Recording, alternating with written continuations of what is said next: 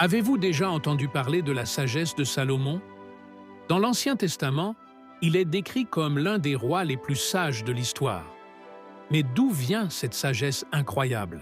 Salomon, fils de David, hérita d'un royaume puissant. Un jour, alors qu'il offrait des sacrifices à Dieu, il eut un rêve. Dieu lui demanda « Que veux-tu que je te donne ?» Plutôt que de demander la richesse ou la longévité, Salomon demanda un cœur sage. Cette demande lui valut une sagesse inégalée. Au cours de son règne, il résolut des conflits, émit des jugements justes, et ses proverbes devinrent célèbres.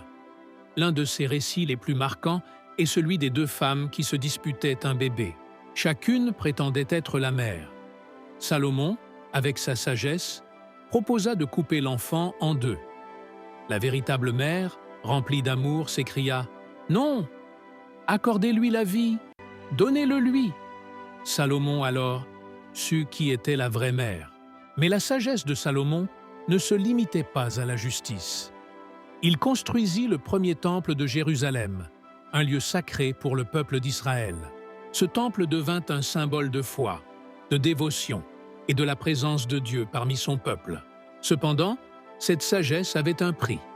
Salomon, avec ses nombreuses alliances et femmes, s'éloigna progressivement de Dieu. Il s'adonna à des pratiques idolâtres, suscitant la colère divine. Ainsi, la fin de son règne fut marquée par des divisions et des conflits au sein du royaume.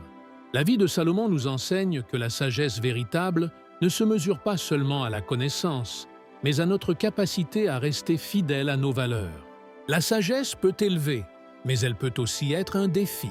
De la sagesse de Salomon à ses erreurs, son histoire reste une leçon intemporelle sur le pouvoir et la responsabilité.